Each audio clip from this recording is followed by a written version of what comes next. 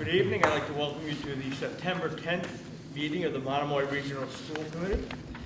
I'll call the meeting to order at 7:04. The first order of business are approval of the minutes from August 27th. So moved. Wait a second.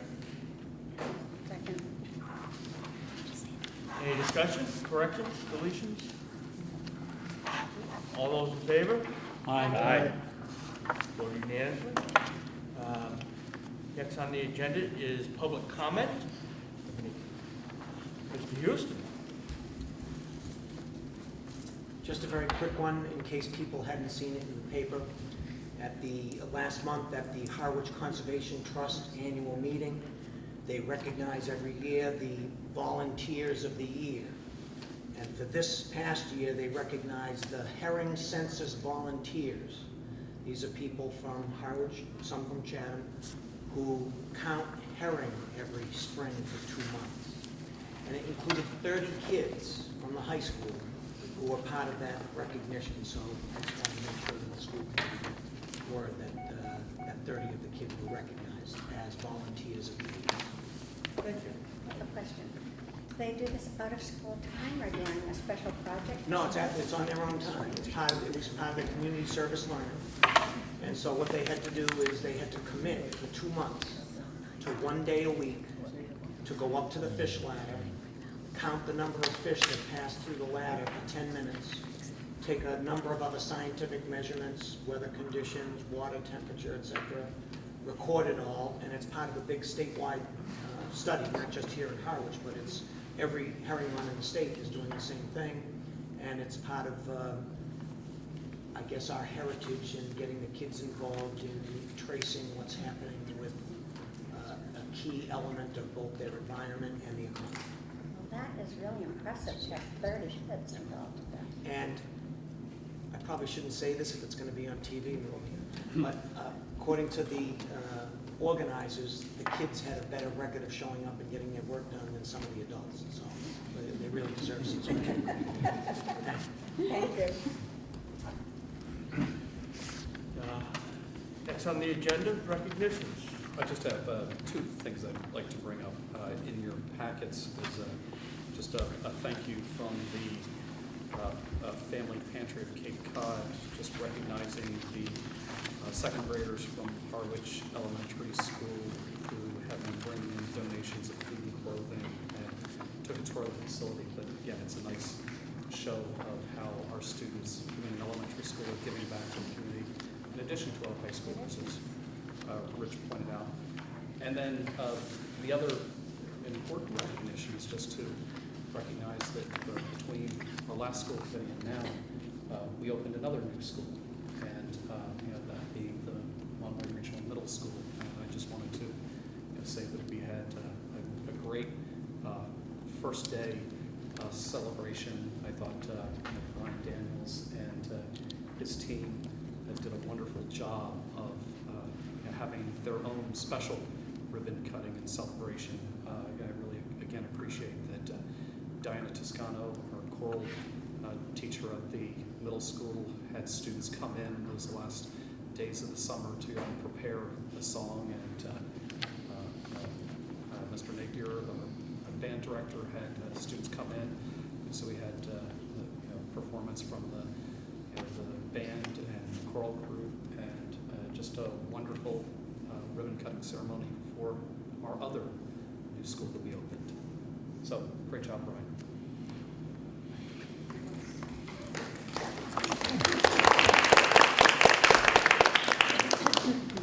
Okay, moving on to reports and discussions. First on the agenda is the Monomoy Regional High School Bond Award.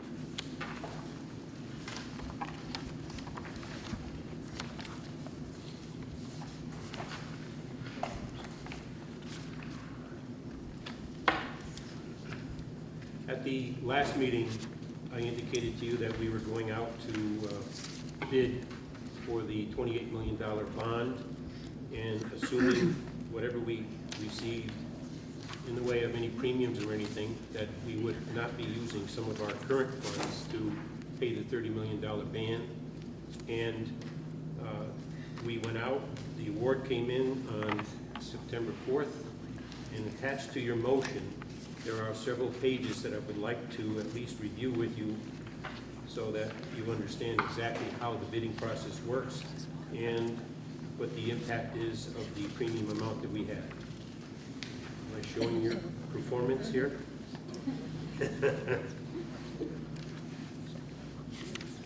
I knew I was going to mess that up, I told you. Right? Well, let's give a little light on the subject anyway. So. On one page, behind the vote of the school committee, there's a recap of the bids that came in. There were 8 bidders. And as you can see from the interest rate, they range from 3.07 to 3.21. Well below what our anticipated rate was, which was going to be 3.3. So it was an active bidding process, and anytime you get over 3, it's a very, very good bidding process on a bond of this size. So looking at your vote of the regional school district, what I did was I worked with the bond council to create a motion so that you wouldn't have to read all of the legalese on those 2 pages. But I'd like to point out a couple of things for you. Number one, if you look at the paragraph that's entitled voted, first the sale of $28 million, you'll see a number there, $30,571,846. The difference between the bond amount that we're going to be using to pay over a 25-year time frame is what they call a premium. In other words, Scott used an analogy when we talked about the $2.5 million. He said it's like going to a bank to open up a new checking account and they want to give you a toaster. Well, basically what this boils down to is all the bidders, in order to get the bond so that they can re-offer it for sale, they offer us a premium amount that can be utilized. Number one, how we're going to use it. And so what that does is decrease the amount of interest we have to pay over a 25-year time frame. It's a very nice toaster. And so I want to explain a little bit about how that's going to be used, because there's another paragraph on there that talks about we're going to use $2 million of that premium to pay the $30 million ban that's coming due on September 15th. If you recall at the last meeting, I indicated we have some funds available. We had funds available at that point throughout the time frame of the $30 million in bans. We were planning on using $2 million of that to go with the $28 million proceeds to pay the ban off. Now we don't have to. The money that we had available to us is still now available to us for the second phases of the construction project. In addition to that, the $500,000 that we received above that, we are going to pay our issuance costs, which ran close to $86,000. That's allowed by state statute and also by the revenue code when you go out for borrowing. So we're going to be ending up with about $450,000 that we can also carry over into the next phases of our construction. So in a sense, we've put together a good bundle of money that we can use all the way to the end. And as I indicated to you, what happens from now until the end of the project, if we need any funding at all, we will go out for bond anticipation notes as we have been. And then when the project is totally completed, within 10 to 11 months after what they call substantial completion, which is technically scheduled for July of 2015, MSBA does an audit. And after the audit is done, we will then know exactly how much we're getting from MSBA to be able to pay the remaining costs that we would have at that point. That's when we would go out for a bond for whatever dollar amount we need at that stage of the game. Part of the other issue that's, in a sense, favorable to us is that we are currently taking 5% of whatever we pay to the contractor as retainage. So when we hit July of 2015, we're going to have an obligation to pay Fontaine for the construction, close to $2.5 million. But part of that is going to be offset by MSBA's grant, because while we've been taking the money, they're not giving us any money, part of his retainage. So it's just, in a sense, we send them what we paid out, less his costs. So when we get to the end of the project, they're gonna have to analyze all of the division costs and the 2.5 million that we retain to say, okay, of those items, this is what we'll give you a reimbursement for 51.53%. For example, just as an example, everything that went towards the athletic complex, that is not reimbursable by MSBA, and that's over $1.4 million. So when everything that I've held back from him as a 5% factor, that's our cost to give him the money. We don't get any reimbursement for that. So I just wanted to at least have you be aware of that fact. One of the, we did talk about at the last meeting as well, the impact on debt service to the communities. And based on when the initial budgets were reviewed for FY16, based on our anticipated amount we were going out for, the 25-year term, what came in now is FY16 for the debt service is going to be well over $200,000 less than we anticipated. So when we talked about what's going on in the communities from that standpoint, both Chatham and Harwich are taking advantage of the bidding at this point. Tonight you have 2 warrants that have to be approved. One deals with the fact that we can draw the funds. Once the bond comes in and it gets into our account, we can then draw the funds out to pay the $30 million ban. The second one is to pay the issuance cost, because you're not going to be meeting again until after I have to pay those bills, because the bonds are coming in on the 15th. They want the money right away to pay the $30 million. So once I get these proceeds, then that day everything is being wired out. So at this point, if you don't have any questions, I would ask you to approve the motion.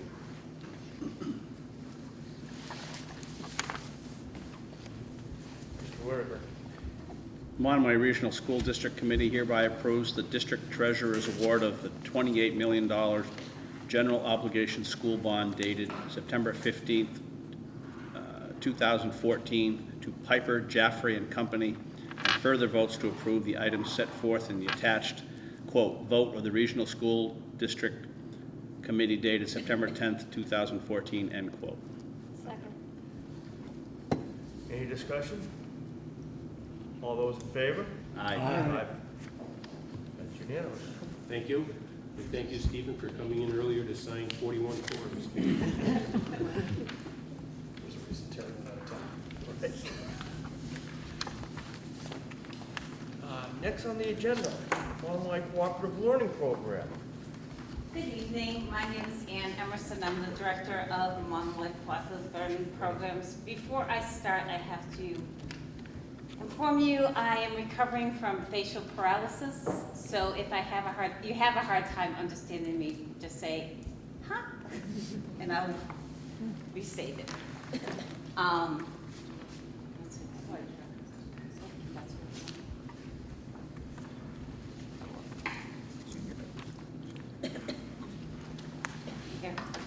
This is my lovely assistant, Ashley. She's my site coordinator at the elementary school.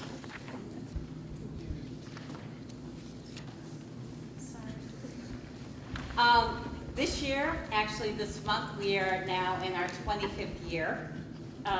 In 1989, a group of parents with the former State Rep Shirley Gomes went to Charles Ferris and asked for an after-school program for the Harwich students.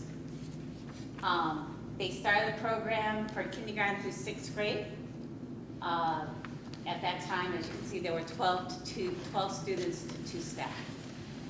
Currently, we are now up to 109 students in our before school and after school program.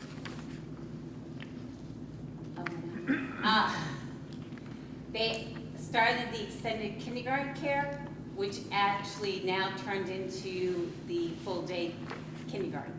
And actually Dawn King, who is a kindergarten teacher at Harwich Elementary, started in this program. We now started before school. I was not here at this time, so I'm kind of like, in the summer, we started a vacation program that was held at the Harwich Elementary School. That was for kindergarten through, I think they were doing it till also sixth grade, they didn't go any higher.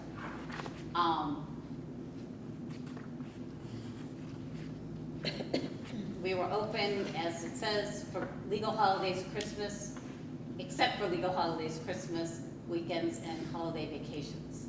That was February and April vacation, we were not open. Today, we are open February and April vacation. The middle school in 1992 started the Adventure Seek program, which was for the middle school students up to 7th grade, through 8th, and they only met 3 days a week, and they closed at 5:30. Then, at the same time, they started enrichment programs. How I describe enrichment programs is adult ed for kids. So it's like a science club, sewing club, guitar, and things like that. 95, they started the elementary enrichment, and again, it was cooking and things like that. It was actually teachers who taught the classes. Again, today, we have teachers teaching the classes. The summer program we opened to surrounding towns just to bring students in and also to help increase school choice. In 1998, this is an interesting thing. The after-school program, the community partnership with the early childhood program with Francie Joseph, the Howard Public Schools, we became the 8th demonstration site for the Yale Bush Center at Yale University. That program, why we were a demonstration site, because we're taking care of the whole family from birth all the way to adults. And so they said, you're great, let's do this. And at the same time, we took over from the town of Harwich adult education. In 2000, we received a grant from the Mass DOE, which helped start up homework clubs and things like that at the middle school. This grant was actually only for middle school, not for elementary students. We also received, and they have it now, that's on the state level, but we got $900,000 over 3 years for elementary all the way to high school. And what we did there, we had to change our name. We've changed our names so many times, I'm kind of done. We're now, at that time, Howard Community Learning Center program. In 2001, Senator Ted Kennedy came, gave us a big check, like, here you go, and off we went running with the money. We opened, we did a greenhouse at the old Howard High School.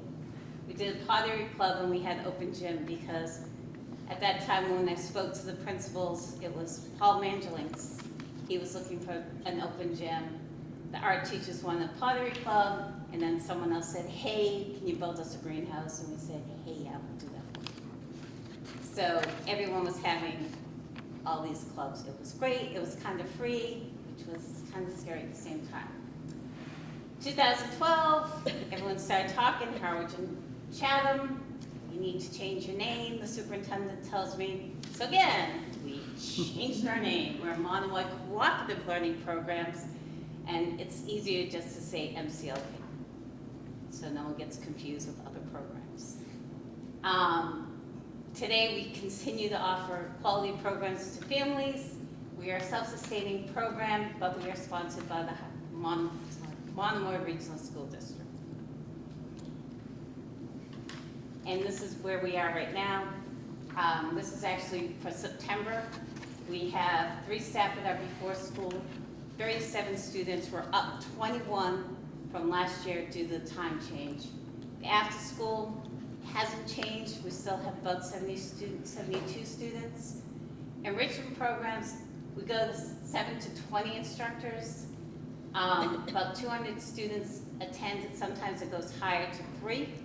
But 195 do not participate in the after school, so about 5 kids in after school go to an enrichment and then come back to us. Our summer program, which just happened, we had 125 students. We went up about 8 students from last year. We have 16 staff. We're open 7 weeks in the summer from 7:30 to 5:30. We go to the beach 4 times a week. We go on 1 major field trip, which we rotate each week, and we do all kinds of fun activities with the kids. Adult education. We are in the process of trying to revamp that because I'm in competition with everyone, the library, NOSIT, DY, Council on Aging, community centers, everyone wants adult ed. So we're focusing probably on more youthful adults, we'll say. So who knows? And the vision for MCLP is to open enrichment classes at the middle school and at the high school. Not high school, sorry, the elementary school in Chatham. And as I said, expand adult education and continue our great program. And if it's not without the school support, the Police Association helps us with scholarships. Same with the Evening Women's Clubs. They also help us with Christmas for some of our needy families. And the town of Harwich has been a great supporter for us. That was it. Any questions? This is really helpful and wonderful to see. I think you have a great program. Thank you. I'm wondering about the early release day on Wednesdays, every other Wednesdays. Mhm. Is there something parents can access for that time? I actually, if the parents want it, we require 2 days a week. So they would have to sign up for another day besides just that Wednesday because we need to have the continuity with the students with the way our program runs. We're a very structured and academic-y kind of program because Ashley is a certified teacher. I myself was a certified teacher. I was in those programs where it was just like mass chaos. And as I always tell people, we are not a daycare. So we'll take care of your child because we do a lot of homework assistance and things like that. And what will be happening